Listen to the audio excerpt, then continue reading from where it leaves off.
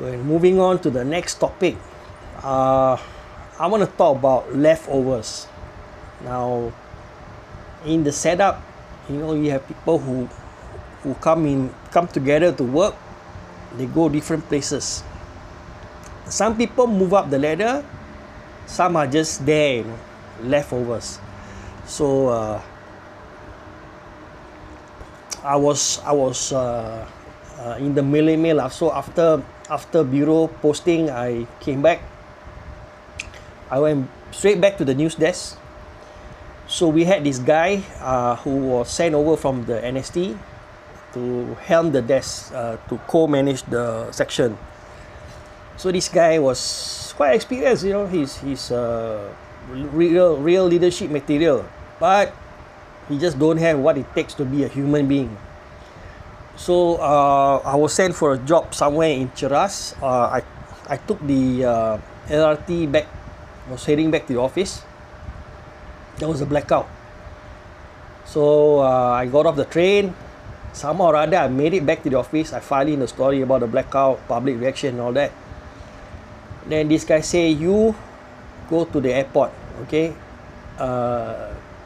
The CEO of Tenaga Nasional is back. He's going to give a press conference. So I was thinking, what the hell, man?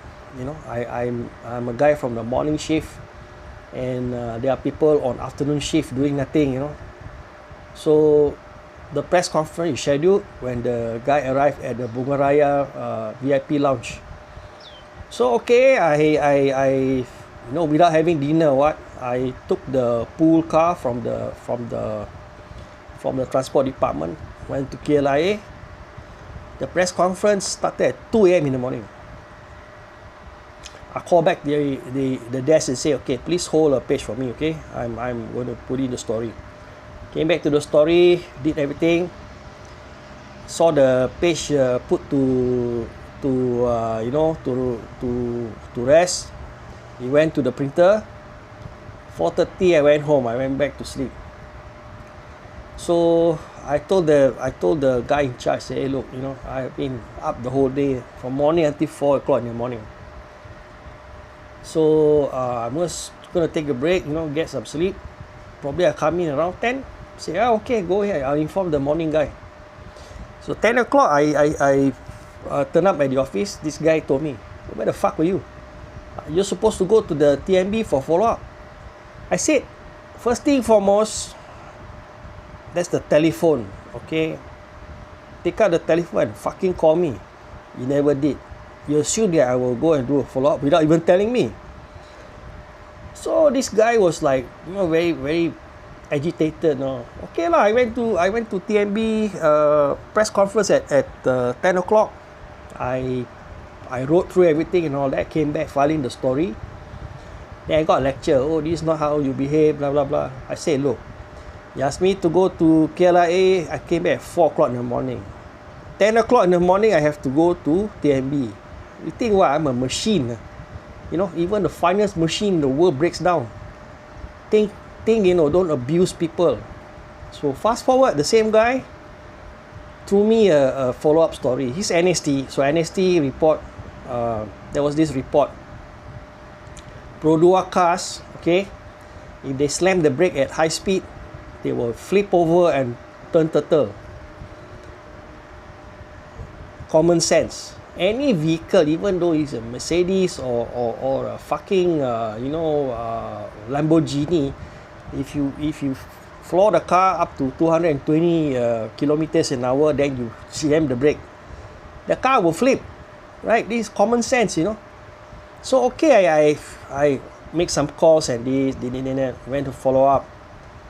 In my mind, I said, put it this way, this is rubbish, man. This fucking shit is stupid story.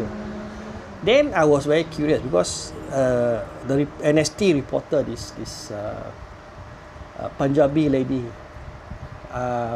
she was out on assignment. She came and asked her, sorry, I read the story.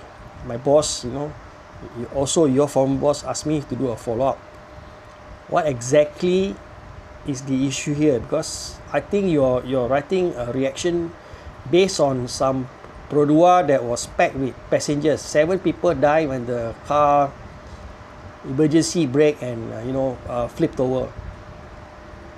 I said, use your common sense. If you drive a Produa that is packed with 7 people at 180 kph, if you slam the brake, the car is not going to just stop like magically stop. You will flip over. Any car will do the same thing. Where you get your story from? Then she said, the road safety department. Then I went back to the guy, this micro dictator guy, from the NST. I told him, hey, look, the lady's source is the road safety department. What is the road safety department? Let me explain. Road safety department, okay, they tell you where to place a barrier, where to draw the line, where to put stop signs. That's all. They have no authority in car safety. That's another issue. Amalgamation, safety is another issue. That should fall under the purview of the road transport department, not road safety department. So this guy say, you are another difficult person, very hard to work with, blah blah blah. I say, I'm just telling you, so that you are aware. So ultimately, this guy, he left the scene. I think probably broken-hearted, disappointed, couldn't make it to the top. He left the scene, probably went back to his hometown up north to become somebody's press secretary, because if you have newspaper experience, it's very easy to get a job as a press secretary with the state government. You could be a press secretary for the Menteri Besar using all your experience, your contact to get news and write good propaganda. So this guy, to sum it up, being a leftover, I feel sorry for him because he didn't live his dream. But that frustration he had, he took it out on people. I think not a nice thing. And then if things don't work out the way you plan it, well, it's too bad, right? And when you take it out on people, you really work people to death. That is to your disadvantage. So people like that, if I see him, I'll say, hello, nothing more to say. But then you have it, man, leftovers.